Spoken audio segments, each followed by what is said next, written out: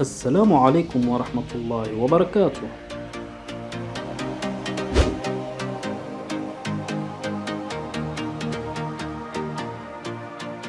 أهلا بكم ومرحبا زوار القناة. كنت من التلاميذ المنتقلين إلى مستوى ثاني متوسط، فهذا الفيديو سيفيدك ويهمك في استرجاع مكتسباتك السابقة. موضوع اليوم سيكون حول الاختبار التشخيصي.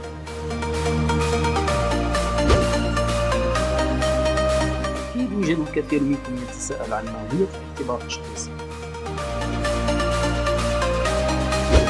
باختصار، الاختبار التشخيصي في الغالب يكون في بداية الموسم الدراسي، والهدف منه استرجاع المكتسبات القبلية للتلاميذ والتمهيد للدروس.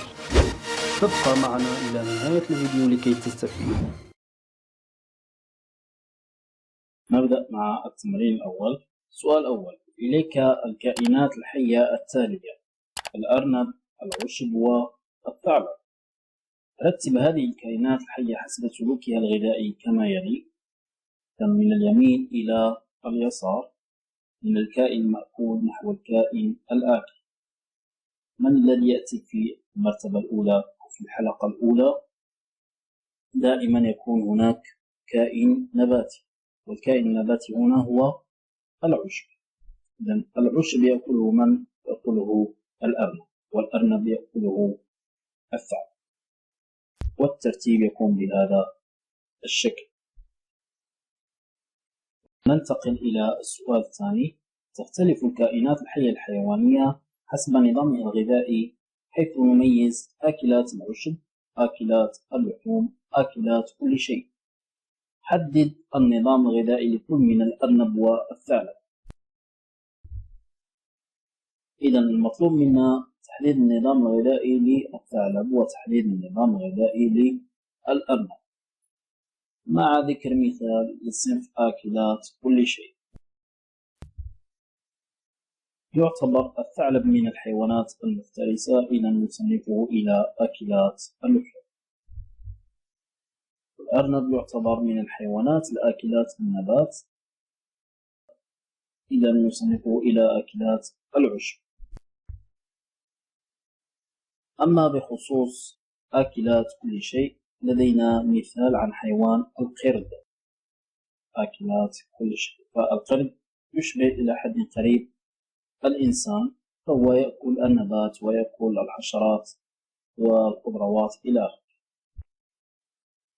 ننتقل إلى التمرين الثاني.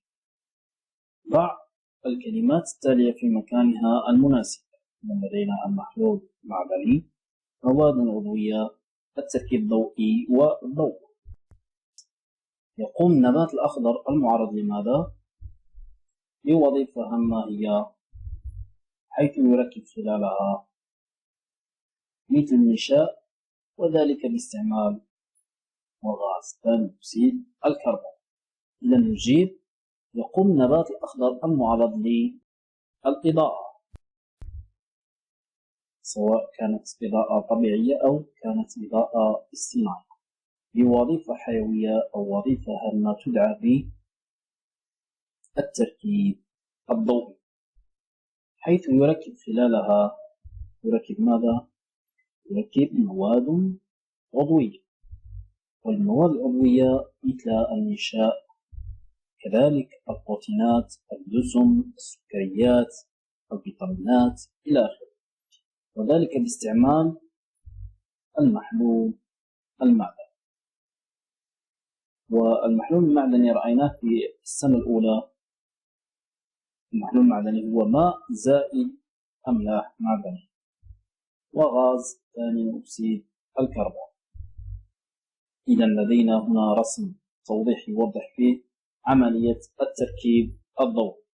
ما هي شروط عملية التركيب الضوئي؟ إذا من شروط عملية التركيب الضوئي هي وجود أشعة الشمس والماء وثاني أكسيد الكربون. النبات يقوم بامتصاص الماء والأملاح المعدنية عبر الجذور والأوبار المصة، فتنتقل هذه المواد المعدنية إلى الأوراق ويتم هناك عملية التركيب الضوئي. ننتقل إلى التمرين الثالث. تقاوم بعض نباتات الجفاف من خلال عدة طرق. مطلوب منا ربط كل عبارة بما يناسبها. جذور طويلة، أوراق وسقان غليظة، أوراق صغيرة. للتقليل من ضياع الماء، لامتصاص الماء، أو لتخزين الماء. من جذور طويلة، بعض النباتات نجدها في المناطق الجافة جذورها طويلة وطويلة جدا تصل إلى عشرات الأمتار. لماذا؟ لأنها في الغالب تبحث عن الماء. إذا جذور طويلة من أجل امتصاص الماء.